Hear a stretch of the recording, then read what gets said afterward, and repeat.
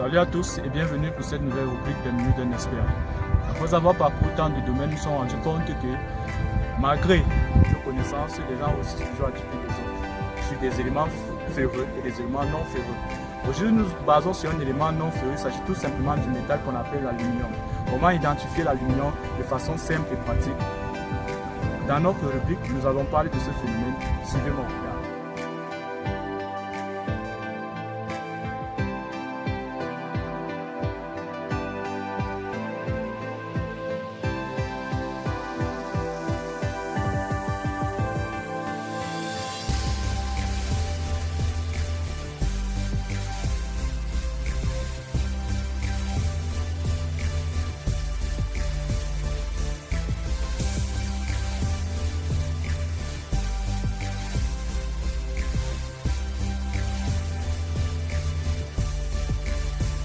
Ok.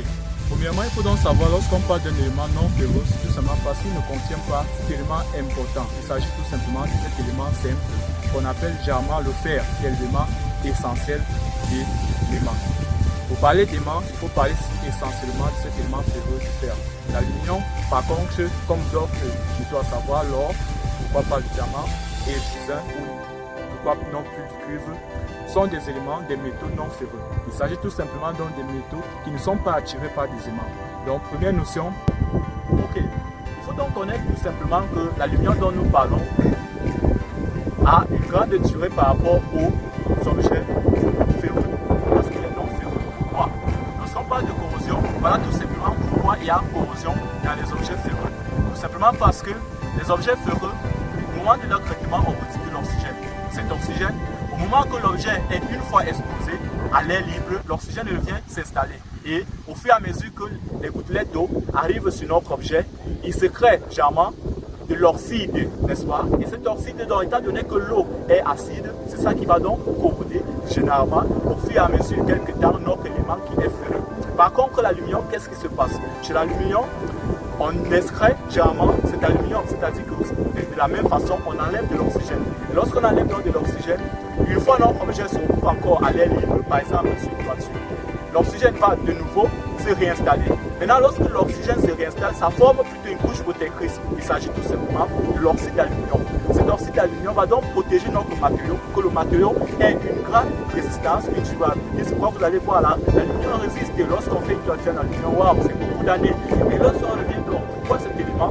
À savoir donc, pour généralement, comme cela, au fur et à mesure aussi que l'oxygène s'installe et l'eau aussi va venir, malgré que la couche est protectrice, il y aura toujours cet élément-là, cette envie que vous allez toujours voir que l'objet sera toujours, après par exemple 15 ans, 20 ans, 30 ans, l'objet va chercher à se corroder. Mais qu'est-ce qu'il faut donc pour résoudre ce problème? Il faut tout simplement passer par l'électrolyse que l'industrie passe sincèrement dans les zones industrielles. Vous allez voir, on passe par l'électrolyse pour augmenter l'épaisseur de cette couche protectrice de l'aluminium.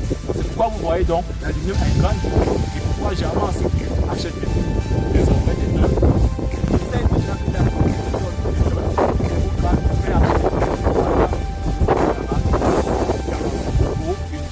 encore très fiable. Et merci d'écouter car nous avons en face de nous un métal non ferreux. Ne laissez plus les gens vous tromper par rapport à cet élément. Lorsque vous y allez acheter, marchez avec vos éléments. Premièrement, marchez avec l'élément. Est-ce que ça achète l'élément ou pas? Lorsque cet élément attire, il ne s'agit pas d'un aluminium, tant pour moi. Et lorsque vous attirez,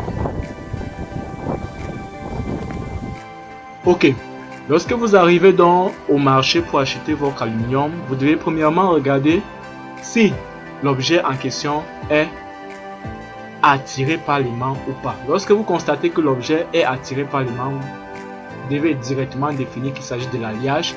Et lorsque vous remarquez par contre que votre objet n'est pas attiré par l'aimant, vous essayez plusieurs fois, vous devez directement remarquer que c'est un élément non ferreux. Donc, vous pouvez déjà imaginer qu'il s'agit de l'aluminium. Mais maintenant, la couleur va vous faire réfléchir. Est-ce qu'il s'agit, par exemple, de l'or? Est-ce qu'il s'agit du cuivre? Est-ce qu'il s'agit de tout autre élément ferromagnétique ou tout autre élément non ferromagnétique vous devez déjà avoir cette réflexion-là. Mais lorsque l'aimant n'attire pas votre objet, vous devez directement définir qu'il s'agit déjà d'un objet non ferromagnétique. Mais il faudra regarder à partir de la couleur.